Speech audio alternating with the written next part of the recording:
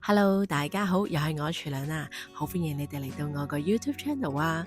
仲有2個月就到中秋節咯喎，喺未來幾個禮拜，廚娘會開行 Turbo，為大家準備多款嘅中秋月餅食譜，包括各款月餅餡料嘅製作方法啦，傳統廣式月餅嘅做法，同埋冰皮月餅嘅做法，等大家可以早啲學，早啲準備。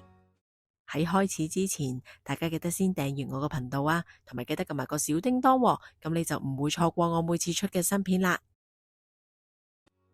大家首先睇睇今日所需要嘅材料先啦。呢一份食譜大概可以製作到1000克嘅綠豆蓉。咁大家買綠豆呢，可以買返一啲去衣嘅綠豆。同一時間，我亦都準備咗一份英文版嘅食譜，有需要嘅朋友可以睇呢度。今日我就準備咗350克嘅去衣綠豆。我哋需要將買返嚟嘅去衣綠豆徹底清洗乾淨先啦。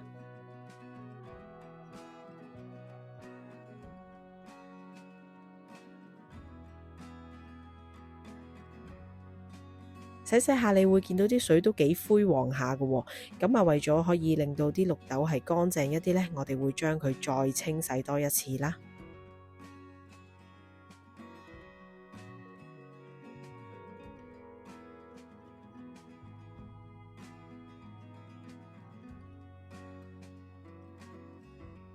徹底清洗乾淨之後，我哋就可以用清水去將啲綠豆浸泡最少4個鐘。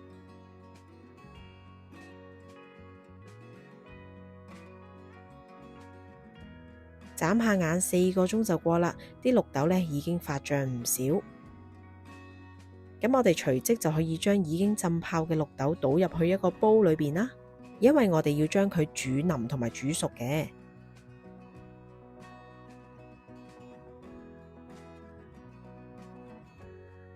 然後倒入800毫升嘅清水。跟住就可以開返個大火，我哋用大火去將啲水首先煮滾先。喺煮嘅期間呢，你會見到好多白色嘅泡泡浮面嘅喎。咁啊，如果有需要嘅話呢，可以將佢哋潷走。咁我就冇特別處理啲泡泡。當見到啲水煮滾咗之後，就可以將煲綠豆轉成中細火煮10分鐘。喺煮嘅過程，如果好似我咁想吸返個煲蓋嘅話呢，記得要留返條罅喎，因為呢，佢好容易會滾瀉㗎。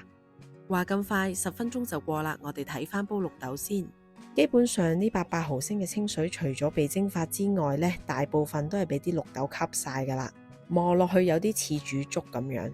咁喺離火之前，大家記得最後要測試一下究竟啲綠豆熟透未啦。咁可以用匙羹按壓下佢啦，睇下夠唔夠腍。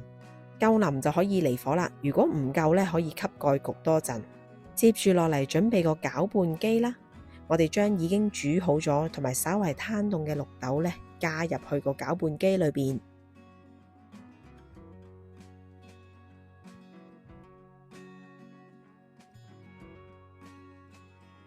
如果大家用緊嘅攪拌機好似廚娘呢個咁樣滴滴色色唔係好夠大嘅話呢，記得將佢分2次去進行攪拌啦。萬一你哋嘅綠豆真係太乾嘅話，攪唔喐呢，咁可以加少少水落去一齊攪嘅。但係亦都唔建議擺額外太多嘅清水。如果唔係，最後炒綠豆蓉嘅時候，你會炒到嗌晒救命噶啦，因為太多水分嘅話呢，就好難炒成團噶，需時亦都好長。大家可以望下啦，blend 好咗嘅綠豆蓉呢係咁嘅樣嘅，望落去非常之順滑，有啲似薯蓉咁樣。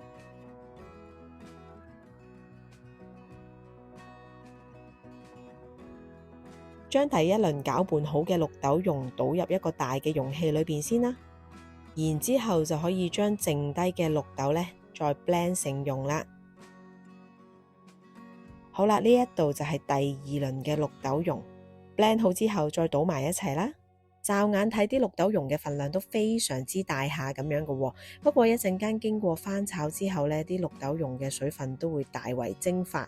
最後得出嘅綠豆蓉大約有1000克咁上下啦。好啦，咁我哋準備一個唔黐底嘅平底鑊，然之後倒入55毫升嘅油先啦。油嘅話呢，就用翻一啲淡味嘅油啦。今日我就用咗粟米油，跟住就可以將準備好嘅綠豆蓉一次過倒晒落去。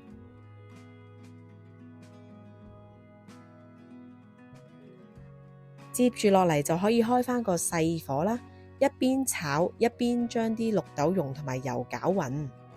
就咁望落去呢，係咪好似好多油，好得人驚咁呢？但係其實咧，呢一個配方已經係一個少油嘅版本嚟㗎啦。大家喺烘焙鋪買到嘅現成綠豆蓉呢，佢所用嘅油係更加之多㗎。接住落嚟就可以加入150克嘅砂糖，一路炒一路將啲砂糖同埋綠豆蓉拌勻啦。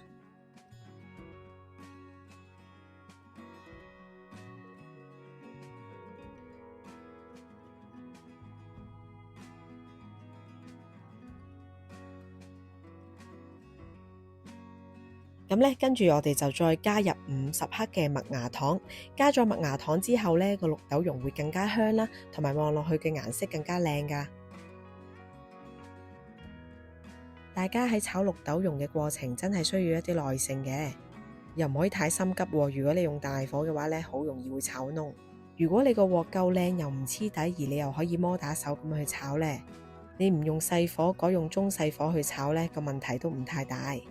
俾大家參考返啦，廚娘大概炒咗20分鐘嘅時間呢，嗰個綠豆蓉已經唔再係液體啦，開始變成固體。不過你望落去呢，仲係好黏嘅，咁但係都仲爭少少未得㗎喎。我哋要繼續將佢炒到佢完全唔黏和呢，先可以收手。最後炒好嘅綠豆蓉就係咁嘅樣㗎啦，攤凍咗嘅綠豆蓉會更加乾身。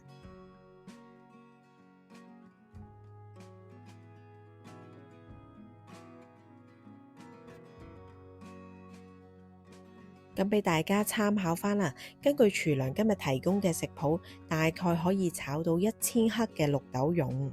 因為大家炒嘅時間都唔同啊，咁做出嚟嘅綠豆蓉嗰個水分蒸發嘅程度都會唔同。水分保留得越多，綠豆蓉就會越軟身，而綠豆蓉就會更重稱。相反，如果你炒得越耐，水分蒸發得越多嘅時候，所做出嚟嘅綠豆蓉就會越乾身同埋越輕。咁所以大家要預備餡料嘅時候呢，最好預鬆少少份量啦。再同大家分享下我嘅保存方法啦。成1000克嘅綠豆蓉，我諗我都未必一次過會用晒，咁所以我就習慣會分開獨立咁樣用保鮮紙又或者保鮮袋去將啲綠豆蓉包起，需要用幾多就攞幾多出嚟。如果啲綠豆蓉擺喺普通格呢，大概可以存放到7日。如果唔係即時用，記得將佢哋擺入冰格啦。擺喺冰格大概可以保存到1個月。用之前1晚擺返落去普通格嗰度解凍就可以㗎啦。今次嘅分享就到呢度。如果你鍾意我個 video，記得俾個 like 我，同埋記得 share 個食譜俾你嘅朋友啊。我哋下集再見啦，拜拜。